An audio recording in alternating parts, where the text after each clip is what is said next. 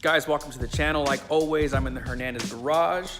Announcement today, we sold our Gen 1 Raptor for the brand new 2019 Jeep Wrangler JL Sport S.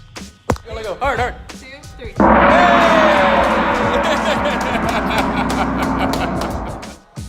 All right, guys, let's get right into it. So we bought this brand new 2.0 liter 4-cylinder turbo with about 11 miles on it. Currently, today, as we speak, 2,655 miles have been placed on this awesome Wrangler. Now, when we were looking for a new car, we basically wanted to replace the big, bulky gas guzzler that is the Gen 1 6.2 liter Raptor. And when these new JLs came out, obviously, you know, we're a Jeep family and we already approved of the Wrangler. But what really attracted us to the new JL was the new fuel economy numbers on the 2-liter. This one right now talks 24 mpg on the highway and 19 in the city, and with a combined of about 22. This thing is right on. Out of the 2,500 miles that we've had, it's on average gotten about 22 miles per gallon.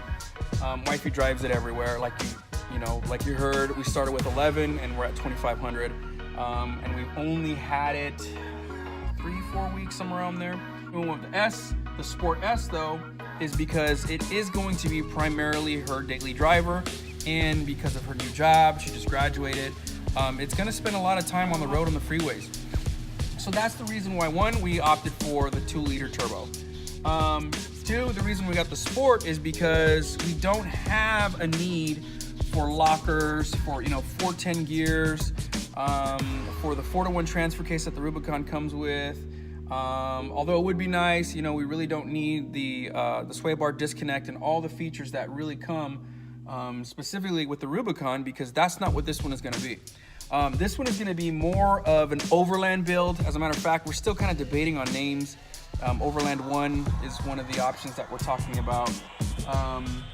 But yeah, I mean, that's its primary focus, though, is more street oriented.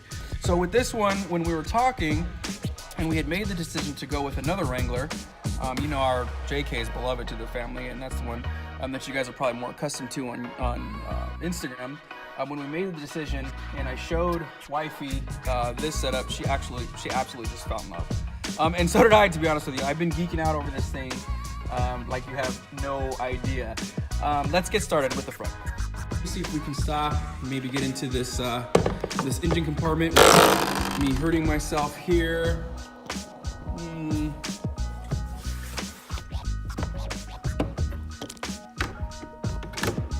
Cool. So here is the power plant, the 2.0 liter 4-cylinder turbo. You can see off here to the side, it's got a little small turbo there. Everything is brand spanking new. One cool feature that I thought was pretty neat is it actually does come with 2 batteries. So here you have the one that is the start and stop, and the one that's your primary battery, but there's actually underneath this housing here a small battery that's almost like the size of a motorcycle or quad battery. So when you get this set up, you already have a dual battery, which for us is already showing how beneficial it is.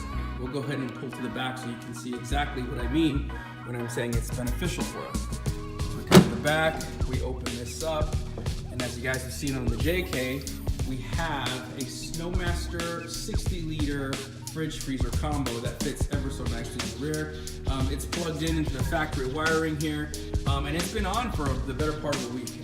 Wifey recently took this thing through Sedona. She took her mom for her birthday, and I was not with them, unfortunately. I really wanted to be, but it was just one of those scheduled things to where she was able to take her mom. Snowmaster did fine. It's been plugged in the entire time and still is, with no issue. On the JK, I don't believe that it would have been able to do that with a factory setup, and also the factory wiring that we had was kind of questionable, you know what I'm saying? So with this one, already we're appreciating the fact that they did that. In the back here, we just have a Treaty Oak recovery kit. There's another battery pack there in the event that she did need to start something up or run a light or charge whatever, in the event of emergency.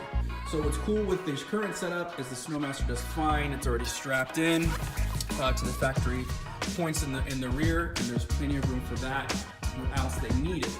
So moving right along, we'll go inside here and we'll talk about the cab. So our little ones have their own little setup back here for them. Some of you guys know who have JKs, that is not an option on the JK. And here in Arizona, when the top gets baked in 115 degrees, 118 degrees, and you're black on black everything, it tends to be an issue.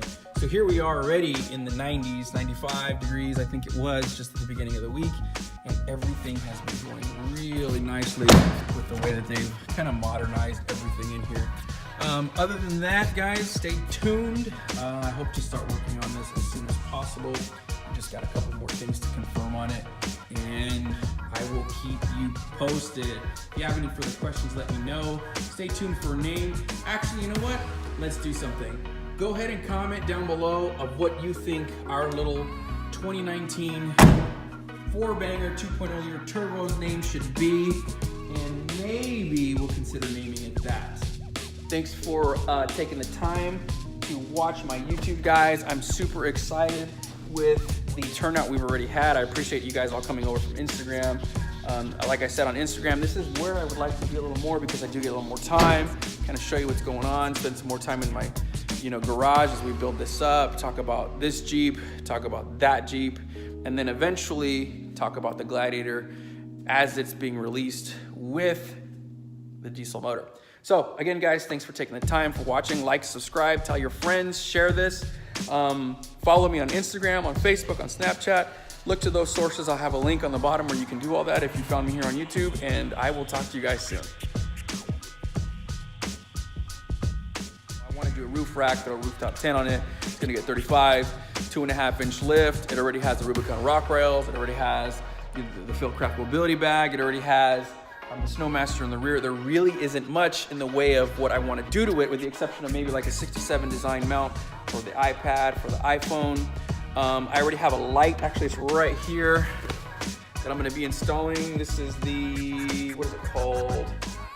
Done Right LED. This LED light system actually goes on the bottom of the rear hatch when the window opens, and it lights up the whole camp. It's got a remote. You can change the brightness, all that good stuff. So when we're camping, this is what we want to use.